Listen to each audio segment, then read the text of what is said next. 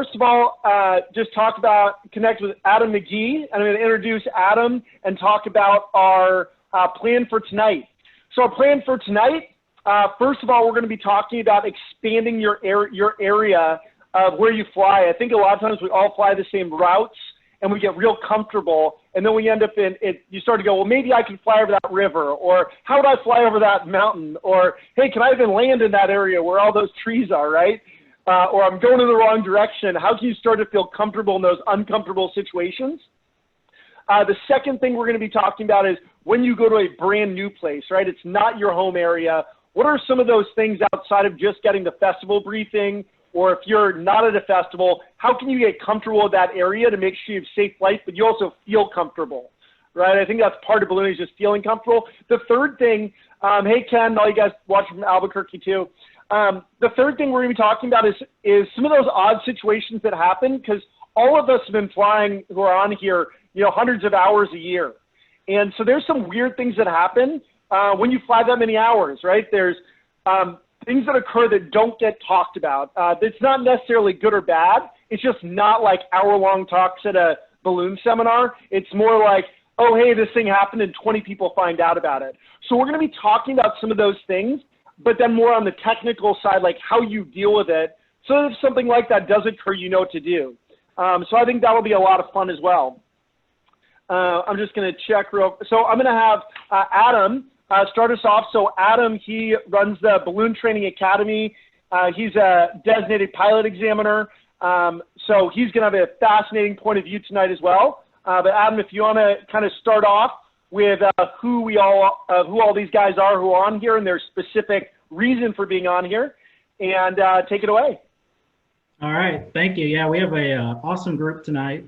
We have Ben, who when we do get to fly, he's out flying the 811 Cox Utilities balloon, and he's taken it in a lot of new areas, a lot of places he's never been, never flown, and through that, a lot of hours and a lot of stuff that happens and goes wrong. Of course, doing a lot of corporate work.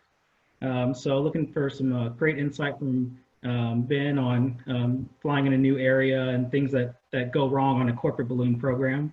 And then we also have Jeff, and Jeff, he's flown a lot of balloon rides, given a lot of balloon rides to thousands and thousands of people, all across the U.S. He's owned companies, flown for other balloon ride businesses.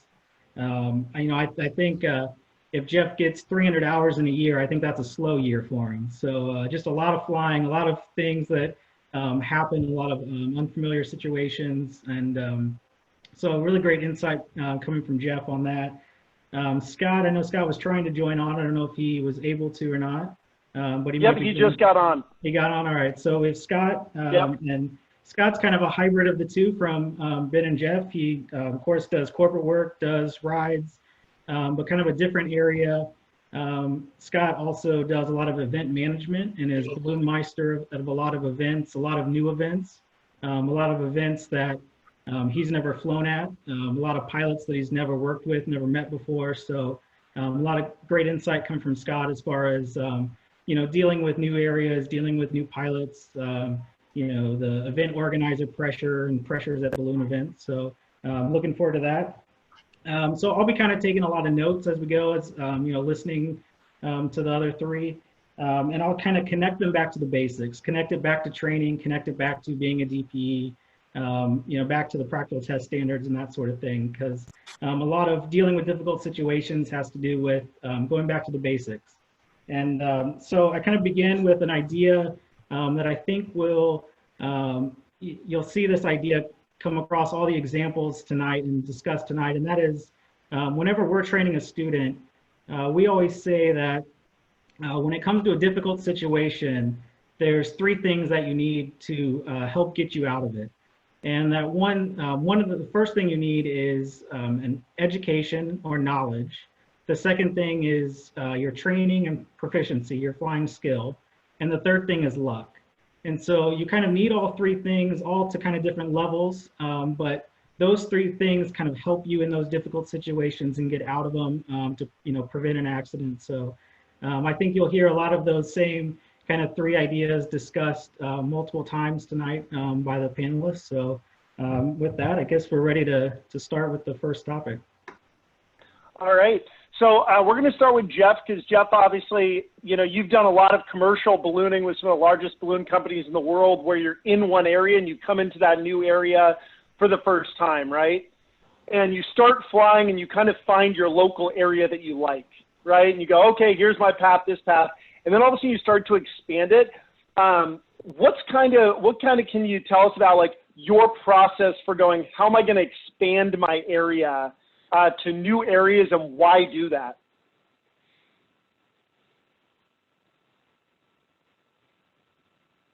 Oh, we can't hear you, Jeff. Okay, there, is that better? Yep, now we can hear you, thanks. Yeah. So the question was, why would you expand? I mean, obviously, when I go to apply for somebody that's been flying there for many, many years, they have area that they're used to, that they normally operate in, and it's very easy for them to operate in. But I find one of the reasons, especially in the ride operation, to expand would be landowner relations, not wearing out. Hey, hold on, Jeff. The audio is really, it's kind of breaking up a little bit. So I don't know if you just want to slow down a little bit and see if that helps a little bit, or talking a little closer to your phone. Yeah. Okay, sorry about that. Let me try. Well, once you go to someone else, that's much better. Yeah. Hey, Elia, why don't you go to someone else and we'll try something else, okay? Okay, sounds good. I guess, Scott, this might be a great one for you as well. So, so we were just talking with Jeff about, expanding your local area. You start flying in your local area, you get real used to it. What is kind of that, the reason for expanding in the first place, to fly over different areas? And then how do you, slowly push yourself to expand different areas so you can be comfortable with it?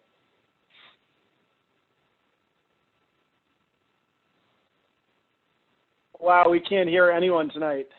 Scott, I can't hear you at all. Sorry about this, guys. This is a little rough. All right, we're going to try this one more time here. Yeah, Scott, we can't hear you at all. All right, we're going to try one last person.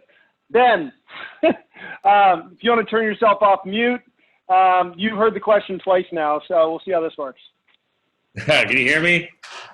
Yes, we can. All right. Great. Well, one of the things, before I was flying with the 811 balloon, I grew up flying in the Tampa, Florida area. And for what we had to do, when I started flying at 16, we were in one area. And then over the past 20 years, that flying area has moved almost 25 miles north, just because of urban sprawl and things going on, landowner sites going away. Schools have been built up and they've added on to them. And so the little grass patch to the schoolyard is gone. A landowner has sold out to Walmart or to Target, and that thing's gone. So that's one of the biggest things for me in a local area of having to expand my flying has been just the development of the city, changes. And so you have to constantly push yourself. In this case, we were constantly pushing ourselves farther north of Tampa, having to find new places. We also had one landowner that amassed a large portion of land. And we would consistently have to fly over that land in order to get to safer landing sites where he did not own. And so it got to the point where it was so difficult that we started moving even farther north just to avoid them altogether. Got it. When you're, I think one of the challenges that I had is I was, I fly in front of Mount Rainier and over a lot of rivers and valleys now, but initially I didn't because it was kind of nerve-wracking, to be flying over a new area where you're like, hey, can I get out of this? What are some of your thoughts when you start to fly over some of those areas to make sure that you're safe if you are going to fly over something brand new where there's a lot of trees or something where you're a little concerned? What's kind of your thought process going into that as you're expanding? My thought process mainly is that you're going to get out of something. And so do you take that risk when you have a basket full of 5 or 6 people? No. Do you take that risk when you have a corporate sponsor, a VP in the basket who's going out for their first flight? But what I would often do is it's safe to be a little more adventurous when you got your buddy in the basket, or you're out flying solo, or you're flying with students. And so you're able to do those things. And if you end up having to do a carry out, you do. If you end up having to, leave the balloon somewhere for a couple hours and kind of, go back and punt and regroup on how you're going to get out of it, you can do that. So I think a lot of times we don't do it. We don't do a lot of I say exploratory flying or fun flying, and those are the chances for me to where you can push yourself, push the envelope in terms of flying in an unknown area, to where you're not having to do it when you're next against the wall, and you've got corporate people in the basket, or you've got a big group of passengers who are paying you for a good experience. When I lived in the Pensacola, Florida area for about 10 years. It's obviously you're up against 2 bays, the Gulf of Mexico, and 3 rivers that all converge, and on top of that, military operations all around. It's the largest, pretty much it's the cradle of naval aviation. All the naval aviators start out there, and everyone told me when I moved there, just don't fly. It's just terrible flying. Don't fly. Well, some of the greatest flights I've had were in Pensacola, and it's just a matter of learning and going out and trying it and realizing, okay, that's not a good direction to fly. Let's mark that area off the map, type of thing. Or realizing, during the springtime, the winds, are doing this, and it's okay to fly over the Blackwater River because you're going to get enough direction up top to be able to clear the 12 miles of marshland you have to fly over before you get back to good landing sites, type of thing. So I think, Adam, if you want to kind of take it from there, I think that there are a couple pieces that lead back to, education versus training versus luck, especially talking about, let's say, flying over a 12-mile area where you have to make it over, because obviously no one wants to get stuck in one of those areas. Where does that kind of fit back into kind of your modeling? Yeah, I think definitely kind of when you really want to expand your flying area, you want to make sure that your 3 buckets are full, that, you have the knowledge, the education of that area, of the different weather, of the terrain. You want your training, your skill, your proficiency to be full, that bucket to be up, so that, you can execute kind of a tighter landing or, different maneuver than what you're accustomed to in kind of your, relaxed home environment. So making sure that those buckets are full so that, so that if you have to rely on luck, that you have your other skills up there so that, you're not just relying on luck to get you through. But I know you mentioned about this whole COVID-19 and talking about that. But a good thing for tonight is that, when we all come back to flying after COVID-19, our knowledge is going to be up a little bit by doing these webinars and that sort of thing, but our flying proficiency is going to be a lot lower. So, coming back from COVID-19 wouldn't be the time to go fly in a new area, wouldn't be the time to, take the risk.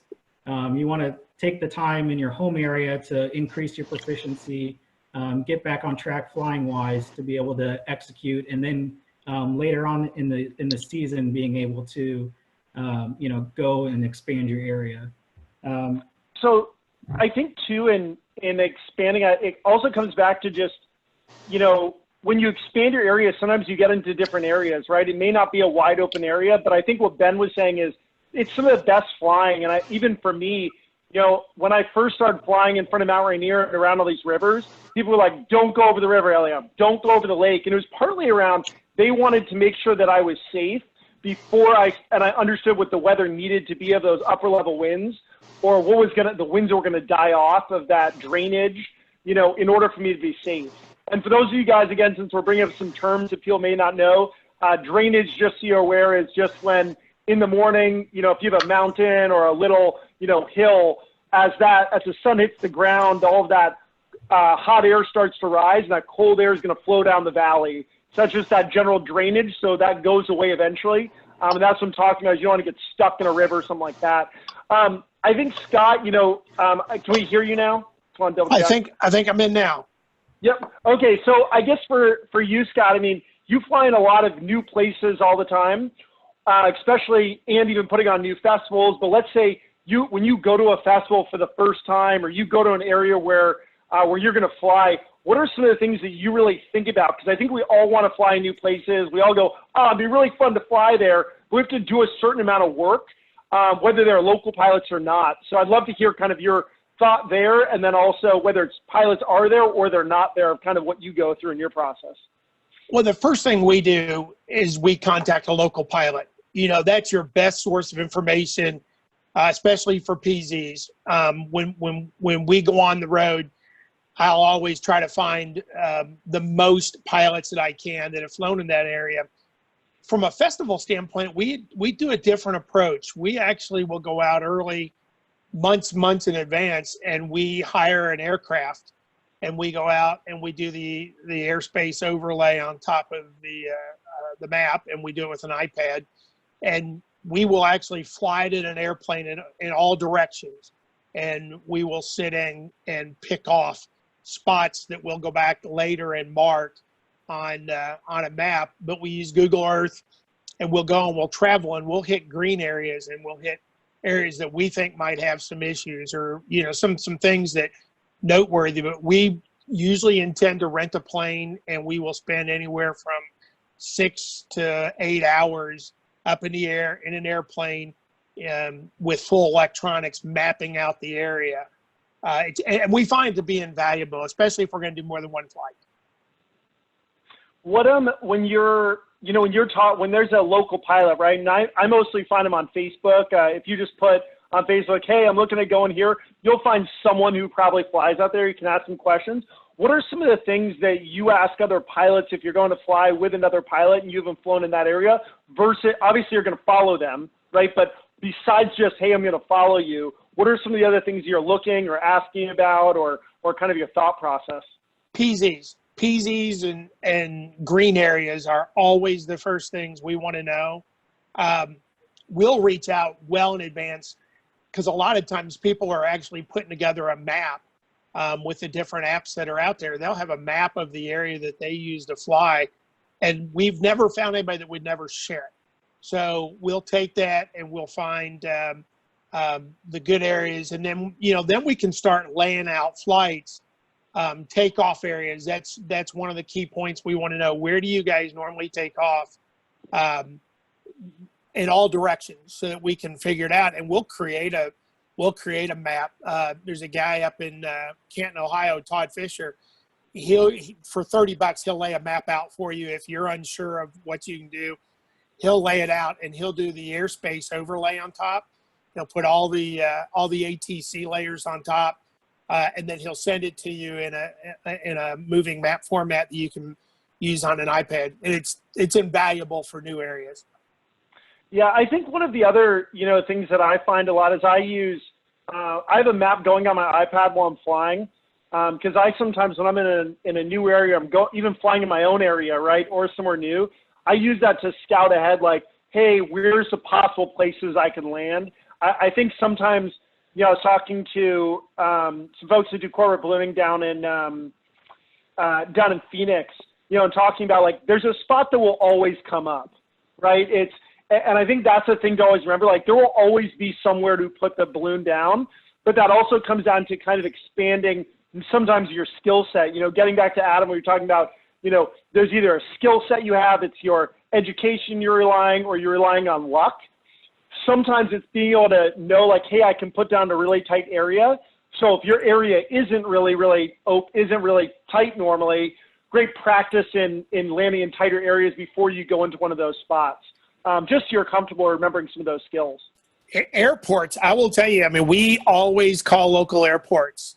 If they've got, no matter what the class airspace is, we always reach out to the airport and establish a relationship with them and let them know, even if we're not going to be in the airspace. We flew in Austin last December. Those guys were super to work with. They were absolutely welcoming. We could have flown right into their airspace. And the local pilots tend to stay away from the airport. But these guys said, hey, if you get over in this area, give us a shout. We talked to him on the radio. And I think Adam's going to do an education session soon on the new airspace and the new regulations. And I think everybody's going to want to pay attention to it because it's, for those of us that fly with transponders, it's a new game now. Yeah, one of the questions that, or one of the comments that was made by Daniel Gillespie, he was saying that, it's really important that if you're going to fly in an area, especially where there's a commercial operation, call up that commercial operation, because I think that all of us that do run commercial operations, we are happy to have a private pilot or commercial pilot come and fly with us, because we'd rather you not randomly take off somewhere and land in a piece, something that doesn't make sense. We're all really open to it, and so I think that's always something to remember. That's probably the best people you can reach out to, because they're the ones flying there all the time, year round. And since they make their income there, it's really out of respect and really to make sure that you have a really great flight, and to do it in that method. So, but I think that's really important. What I want to get to now, I think, is something that I think we'll all probably learn the most from in this next section, which is really talking about, when you fly a lot, we get into weird situations, right? Like there's things that happen. It's not that there's weather related. We're not going to talk about weather related situations. We're going to talk about some of the other situations that occur that, maybe you hear about once or twice that may or may not happen to you, but do happen to you when you are flying that many hours, right? Whether it's around something the fuel tank or something that happened while flying or something that you're not expecting, and the way that you deal with that. So I wanted to start off with Ben. I know we had talked earlier of just that, of what that kind of situation was that occurred for you, and then pretty more specifically and quickly, and then how you kind of handle it and how other people can handle that situation or be prepared for it. Yeah. For me, I was looking at my logbooks. I did about 168 hours from April to December last year, during that real active part of the season. And for me, the things that come up that are not weather related, that are not geographically related, tons of stuff happens when you're flying in mountains, when you're flying down river valleys, things like that you're not used to. But for me, what are some of those things too, Ben, that occur when you're flying in like a river valley or mountains? What are some of those things that you're talking about? Well, balloon reacts differently. You come in and you know how you can, for example, here in Georgia in the southeast, we're pretty much at sea level.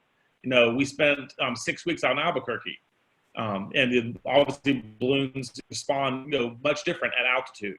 Coming in for a quick descent, trying to get into a field, the balloon's going to react much differently if that field is right next to a river than it is if it's in the middle of a field in, Southwest Georgia as opposed to New Mexico. Things like that. The one I wanted to bring up the most, for me, the incidents that come up are the ones that revolve around balloon maintenance. When you're having a balloon that's being pushed to the envelope in terms of, the average person goes out and it gets an annual inspection. The balloons that we're flying are getting multiple 2 and 3 inspections a year because of the number of hours that are being put on it. And so issues that, someone would not, see occur for, 5 to 8 years, sometimes we can see crop up. And the things that come to mind is, pulleys getting stuck and all of a sudden your top's, how do you come in and land if your top's not operational? I had a flight where top worked perfectly during my pre-flight check, worked perfectly for the first 45 minutes of the flight, and then all of a sudden it reached up and it was not pulling. It could vent a little bit, but it was not doing enough, and so had to be able to allow the balloon to do a whole lot more natural cooling versus being used to this wonderful pulley parachute. For me, the things that comes up is, number one, you aviate. Absolutely with everything, you kick back to your training, you kick back to your emergency procedures, and you fly the aircraft. So all of a sudden, it simply becomes a matter of, that tight little, postage stamp spot you were going to try to nail, you can't nail anymore. You've got to get low on the ground, and you've got to find a opening that's going to be safe to be able to land the balloon where you don't have full, use of your parachute top. That was the one that kind of stuck out for me in the season last year. Got on the ground and realized that it was the braid and the rope on it had a little kind of abrasion in it from being used so much and got caught in the pulley. And it happened during the flight and just got caught to the point where it couldn't release itself. And that's an issue that comes up on an aircraft that, in this case, it's a 2018 aircraft that's got almost 400 hours on it, versus, a friend of mine has a 2018 that has 32. And when you did have that happen and you realized your vent was not working and you couldn't obviously land a super tight area, what was that process were you moving very quickly? Was it slow in? Just curious of what that situation was. Luckily, I was up high. I was about 3,000 feet above the ground. We were clipping along, and I knew that I was going to have to drop quickly through a shear to get down on the deck, and the winds were more calm on the deck. And so what ended up having to happen, that quick descent through the shear became a much longer descent through the shear, which led to some distortion and things like that. And you just try to, again, you aviate. Number one job is keeping the balloon in the air, keeping your passengers safe, relying on your training, going back to those fundamentals that you're taught during flight training. For me, that was going all the way back to, my instructor, Steve Stocco, teaching me emergency procedures at 15 years old. Here I was, over 15 years later, having to rely back on specific things I remembered him doing and saying in the balloon to make it to where we had what turned out to be a very uneventful procedure. Yeah, when you're talking about distortion of the balloon, I know on my very first flight I ever went on, we went up to 8,000 feet and we came down to Balloon Works and the mouth shut. And freaked the heck out of me for my first flight. I don't know why I became a balloon pilot after that because it seemed insane.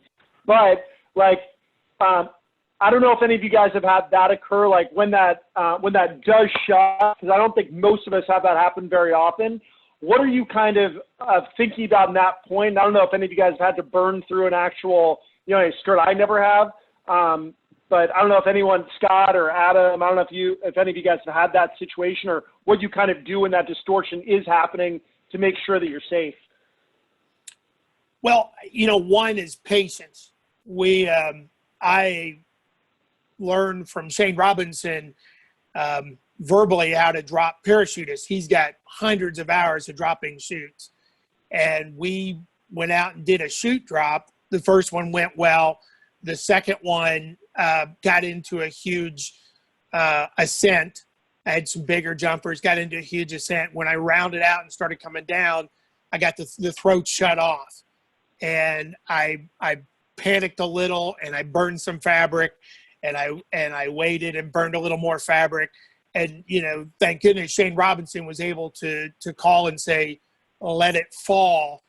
And he was correct. When we got down, as the balloon came down, it did allow the throat to open back up. But the original panic was, I'm going to streamer this thing in from 5,000 feet. And I knew not to burn load tapes, which is a little difficult. I mean, it's when you're up there, you're aiming for fabric. When we got down, he came over and he said, you got to relax for a minute, because there's that moment of indecision where that throat closes up, but it's going to reopen as soon as you start to equalize the pressure and you start to come down. And he was right. So for me, it was a great learning experience, but had he not been there to call over the radio and give some advice, I would have done significant fabric damage because I was just, I felt like that was what I should do. Yeah. And I think that's one of the things to remember, especially if you do end up in that situation where, you do have a shear or for some reason it shuts that, eventually it will open up. Now, obviously, if you're close to the ground, that's that time you probably want to burn through that fabric and make sure you're not going to slam into the ground, right? But it will eventually open up. And for those of you guys who haven't experienced that, it's definitely the first time it happened, whether it's your first flight or your couple hundred, 1,000 flights in, it's always going to be nerve-wracking. But what Sheldon just said is, really let the balloon breathe. It's designed to be able to reopen back up, and it will. So yeah, that's definitely one of those very situations that can definitely happen depending on, especially when you hit a shear or you're coming down quickly and that really starts to distort the envelope. What about for you, Adam? What's some of the, you've obviously been doing a lot of training with folks. You and your wife had a ton of ballooning experience since you were really young too. What are some of those situations or one of those situations that you got in where it was really uncomfortable and you end up in kind of a similar situation? I mean, I think most of it has to do around flame outs and that sort of thing. Flame outs happen all the time, and it goes back to the training. But also, as Scott mentioned, the patience and kind of the FAA hazardous attitudes of impulsivity. You want to react and you want to react quickly, but, going back to the training and doing the right things, reacting the right way, thinking through what you're going to do, using checklists, all those sort of things that really help you kind of stay in check. And because, you always want to go back to the training. You want to have that experience. You want to have the knowledge. You want to have the skill, the proficiency to be able to react the right way, to make the right decisions. And that's even on check rides. DP is kind of testing that on an applicant to make sure that, they're going to make sound decisions if they have something. So, when the applicant is going and doing a pre-flight check around the balloon, the examiner might see a hole in the balloon and might bring that up and say, hey, is this hole, can you fly with this hole in your balloon, or, what can you do? And you're testing to make sure that that applicant has the right knowledge, the right skill level to understand, a problem and, what they can do to correct it. Speaking of that, Adam, real quick, when that's, I think, one of the things that always freaked me out, right? I'd have this tiny little pinhole, like somewhere in the balloon. I remember as a young balloonist, for those of you guys who are, only, under 50 or 100 hours, freak out a lot when there's a tiny little hole, right? I know I did. I remember, I had a young lady who was flying with me, and she had inflated her balloon and was working on her commercial, and she had these tiny little holes, and she was like, I'm just going to stay on the ground. There's nothing wrong with staying on the ground. It's also understanding that, like, where those holes are, and is it okay? Is it both legal, but also understanding, like, how is the balloon going to react differently, or will it?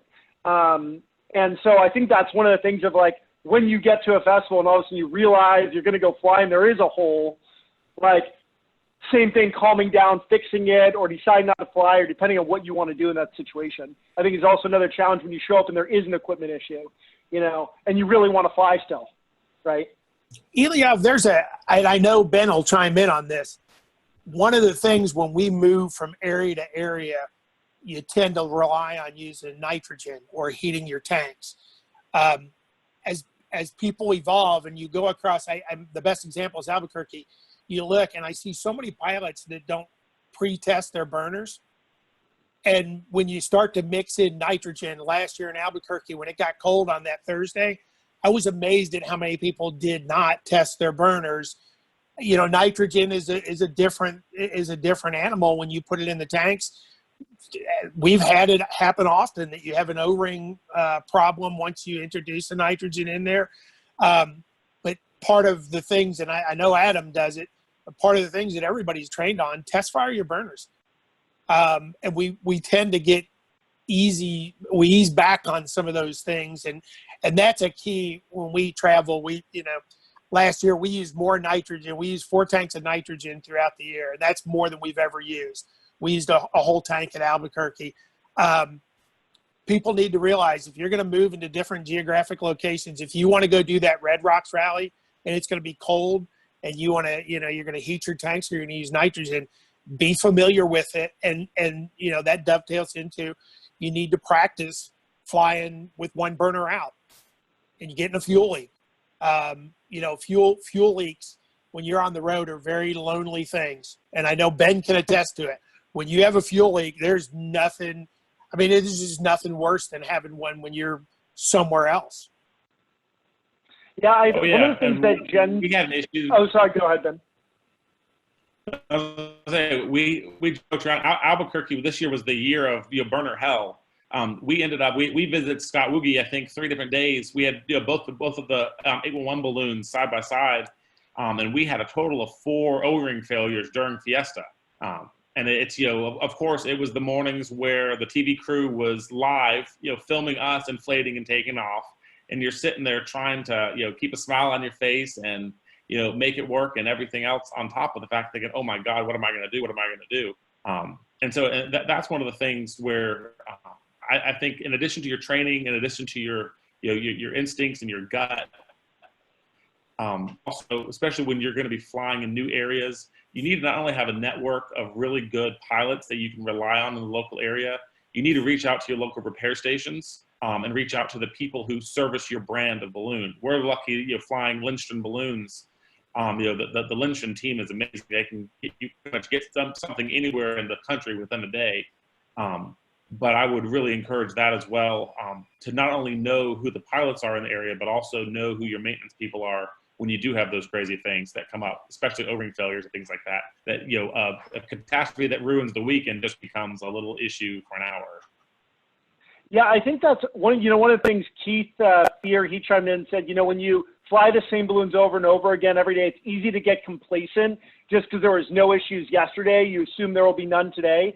I remember, I think one of the things that I had actually a conversation maybe 2 years ago. I did a little Zoom thing with Scott Appleman, and we had talked about, of flame outs, and talked about that,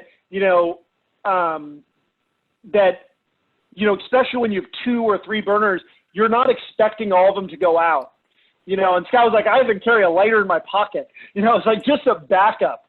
And I think that that's something that, in not being complacent, making sure, yes, we're testing our burners before, but also I think it's a great time to be able to practice an emergency procedure real quick of relighting off of your fuel, off of your liquid fuel. I almost do it on every single flight now. I actually, once I get my burners, I check and make sure they're working, and then I real quick just test to make sure that I can light it off the liquid, so that in the case that occurs, I'm not sitting there, pressing my Apesios, or if I'm in my Firefly, which I don't fly as much anymore, but that's definitely gone up from time to time, and it's important to be able to get that really, really quickly and get that relit.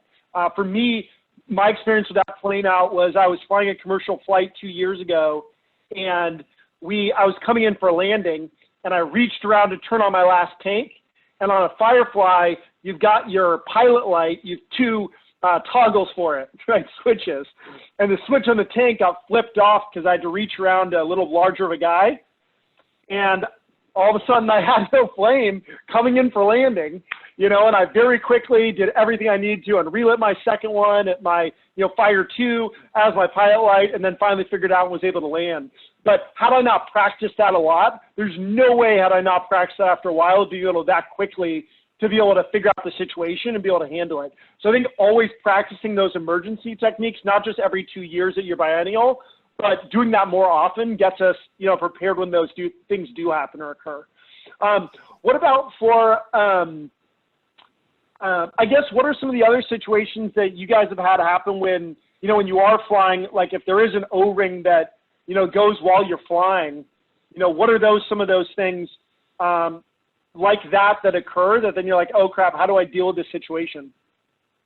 Well, I actually had an O-ring go out during the Friday high wind flight of Albuquerque last year when we were flying south, and it went out on my double tank side. So I carry 3 tanks, 2 burners, one burner to 2 tanks, the other one's on a backup. Really, really interesting. The first thing I started testing was the length of my fuel line to see if I could get that fuel line over to the other side from the single burner side. And like Ben said, you got to fly. We knew that day we were going to have to go all the way down past the airport.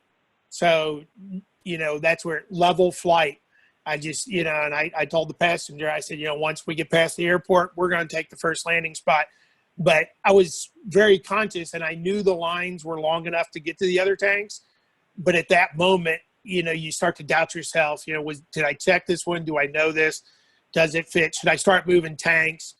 We were moving. We were doing 19 miles an hour when we came in and landed.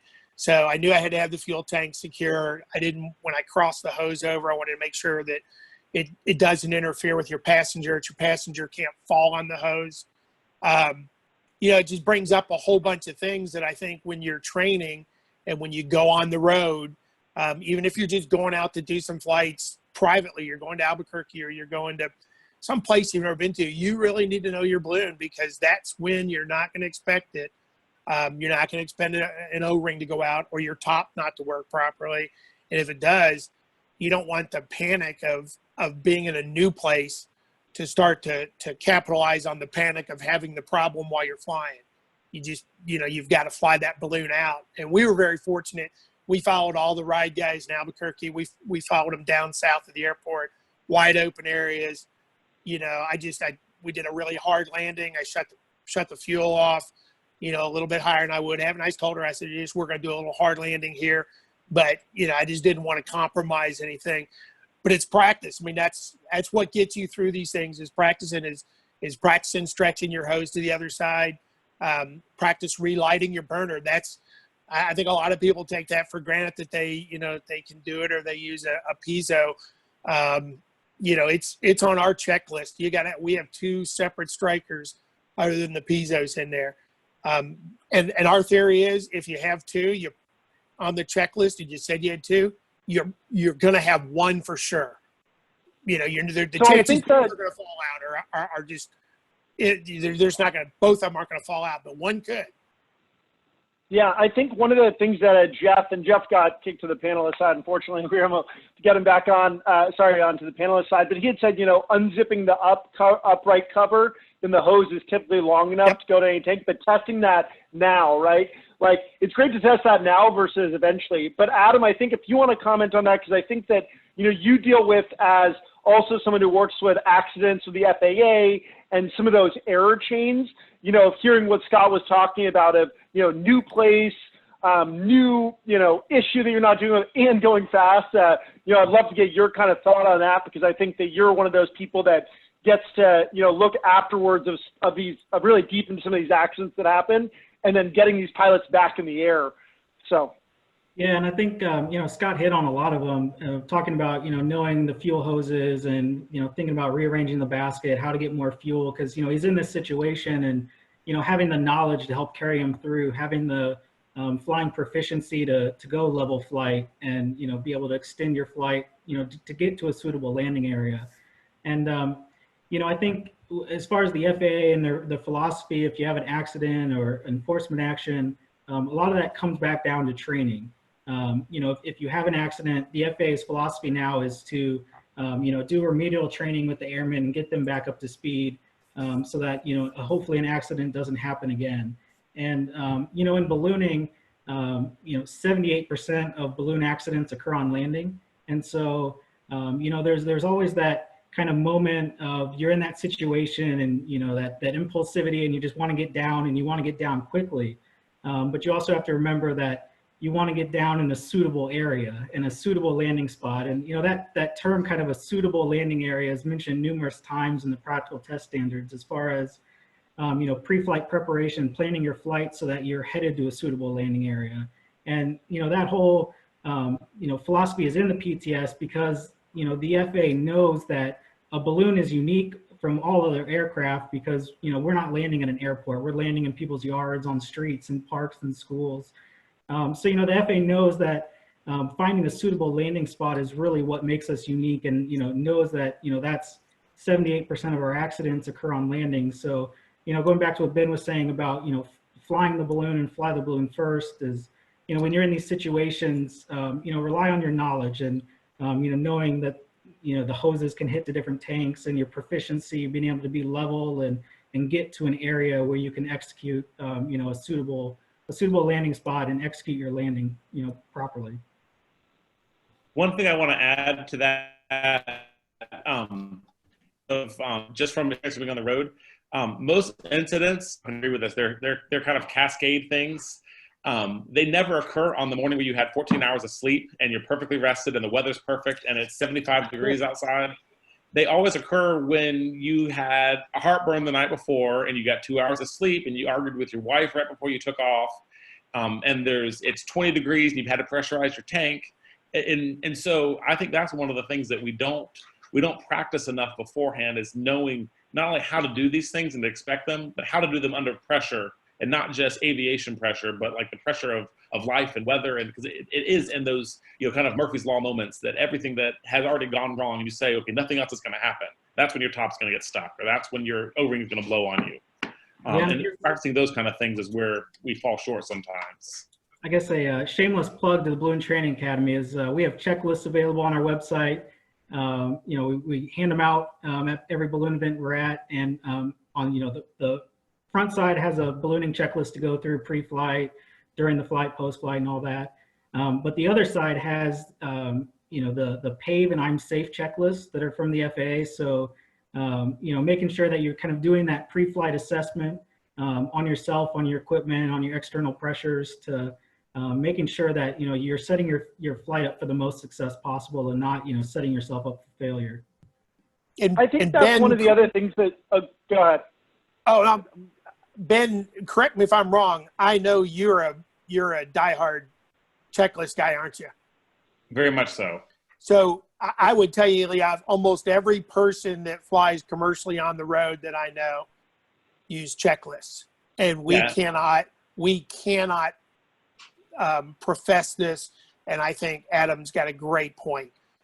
Every pilot yeah, now we actually needs to use one. I use a checklist in the hotel room. I mean, it's it's So kind do of, is the car packed? Is my bag packed? Everything, because it's just you wake up and it's like, what time am I in today? No, it's Yeah, absolutely, and I think Adam has hit this spot on. We need to profess this at every chance, at every continuing education, and we should do a webinar on them and put forms out there, because I know that Adam, theirs is laminated, it's ID size. It's not actually the one that I use, but I have probably 10 or 11 of his in our office, and whenever I'm training guys and I see people, I'm always professing to use these checklists.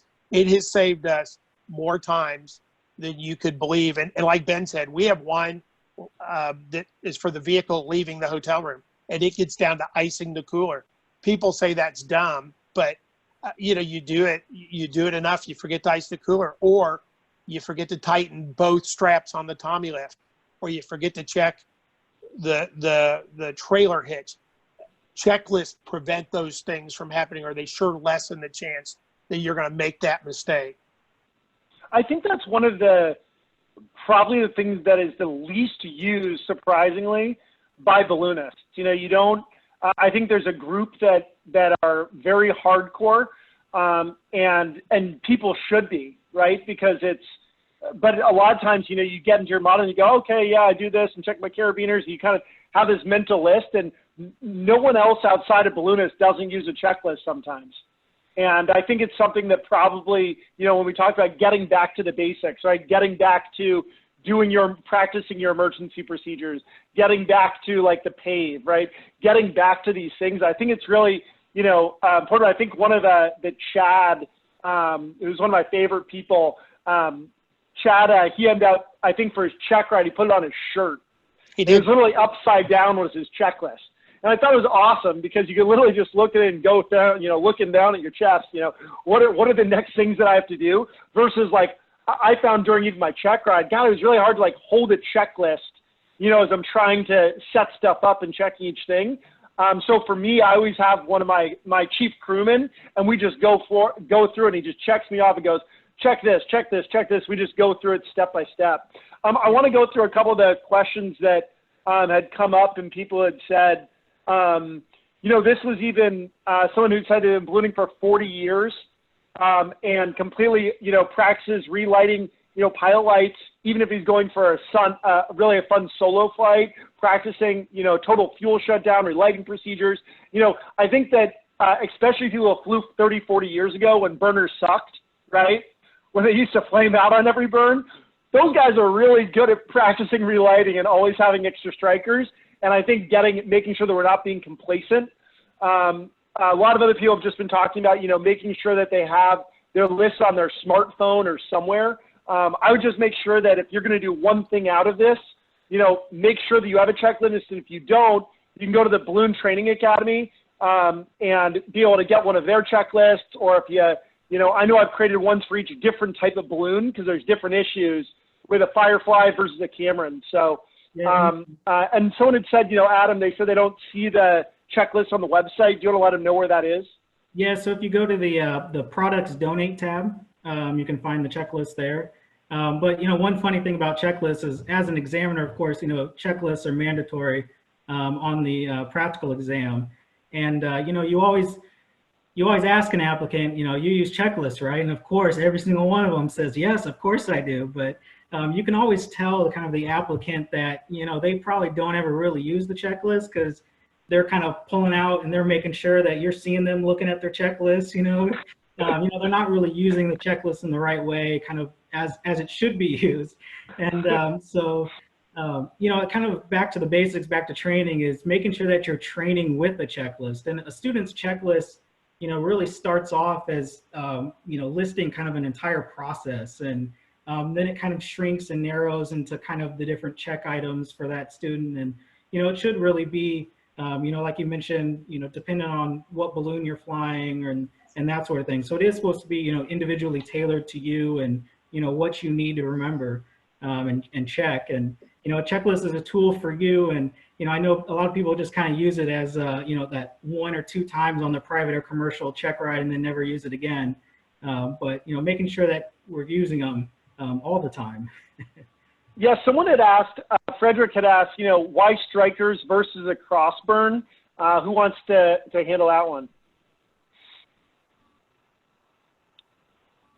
Well, the crossburn, you gotta realize you're drawing from the same source, so it's easier for us, and it's actually, I think, is a safer way to do this is to know where your strikers are and to hit it with a striker. You can hit them by hitting, if you've got dual burners, by hitting one.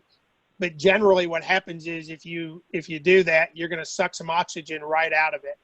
And you're going to have to do that 2 or 3 times. I know on the Lindstrands, you have to do it 2 or 3 times to light the second burner off the first one, just because the amount of oxygen consumption, as opposed to if you're fluent and you can reach up with your striker, it's very reliable. It's going to hit, and it just is, it's the procedure that we've always trained with. Yeah, and I think. Yep. Go ahead, Don. I was going to say, just with even if you have 2 burners, I had a situation where the last flight I did, I was flying using one side, and it was acting really funny. The pressure was down, and all that. So where I had to do my flight with the other burner, it ended up that my burner, the bad burner, had a wasp nest starting to grow inside the pilot light. And so it was making it to where I couldn't really use that burner. And so I only had one burner to use. And if I had a flame outer situation with one burner, I can't obviously use my other burner to help it. I have to go back to training, have to use my striker and all that. There was a video, I don't know if anyone can find it, wants to post in the chat, but there was a competition of a guy who had a video showing where he had both burners go out and his striker was not even working, because he hadn't used his striker. Just everyone's used to, I just use my Pizios. That's not the time to use an Pizio to try and relight your burner. It's really, that's where you want that striker. There's someone else had listed it earlier, which is basically, it's almost like a little Tesla coil, and I'll see if I can grab it. It's called Tack Life. I've used these forever, for about the last 3 years. It's amazing, and you can just hold it up and it'll create a little Tesla coil burn. It's all electric, and it'll light straight up off of any type of whether it's liquid or it's just gas. And that's been, I've practiced that quite a bit, but it's always helpful having that, and then also just a regular shoot light or regular striker, but at least your practice being able to get in there, at the right spot to be able to light it. And that's what happened from that video was he had a really hard time relighting it. It's really important. So they're $12 on Amazon. The last thing was Keith Fear. Keith Fear runs a large balloon company down in Florida and a couple different states. He said, even when I'm flying after 30 years of flying a 300 with quads, I still carry it, and still carry strikers, because when something does go wrong and that shear hits you, it's important. My story, when I was, it was my second solo flight. I was flying in Colorado, had no idea what I was doing, hadn't learned my emergency procedures, and they let me do my solos for some reason. And when I was at about 2,500 feet, probably an outflow, now that I understand outflow, hit me, and it knocked my pilot lights out. And I was in a Firefly single burner, and I tried to relight the pilot lights, right? And so someone had said, well, why the pilot lights versus lighting the actual, liquid fuel? And I couldn't get the pilot lights relit. And I remember standing up on the side of the balloon, this Firefly, standing up there, looking in, trying to relight them, why they wouldn't light. And luckily did the correct procedure and ended up, relighting, landing 25 miles an hour. But again, from there, I keep 5 strikers in my damn basket. I keep them in every pocket. I fly great burners that never go out, and I still keep them in there because I remember that moment going, shit, do I have a striker? Right? That was my first moment, and I was like, oh, good, I have one. What am I supposed to do now? And again, everyone has different training, but if you haven't practiced that a lot, definitely worth it. I just wanted to have one last, chat because we're coming up on our hour here. I just wanted Adam to talk real quickly about, the Balloon Training Academy and some of the resources that are on there since we do have him on here. Last week we talked about that there's the BFA seminar, which is great as well, which has all kinds of different topics. Same thing with Adam, has some great topics and a lot of other content on there. Adam, do you want to share a little about that and then where people can find other information to get additional education? Yes, so on the Balloon Training Academy website, it's just www.theballoontrainingacademy.com. We really started to provide a resource of making balloon knowledge readily available, just because people, don't really have access to great ground knowledge. They don't live in an area like Albuquerque that has a great ground school, or Indianola or South Carolina and those places. So it's an online, private commercial ground school, flight instructor refresher courses. We have private and commercial training syllabus. And then we also have the various continuing education courses that are free on the website. All of these are going to be put on the continuing education site as well. But yeah, we've also have the seminar that we did this year because of COVID-19 and all the struggles that people are having. And it's another opportunity to learn. And even if you've already completed a safety seminar, go ahead, sign up for it. It's free. I cover accident investigations. I have an airspace one, a fundamentals of instruction for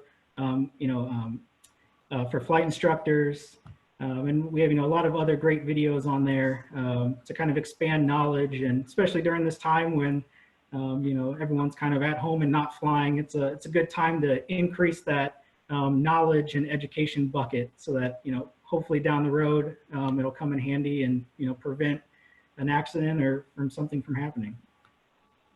Awesome. Well, I wanted to go ahead and just say thank you and then talk about next week real quick. So I just want to say thank you, Scott, Ben, Adam, this was awesome. And Jeff Gilles, who started off, but wasn't able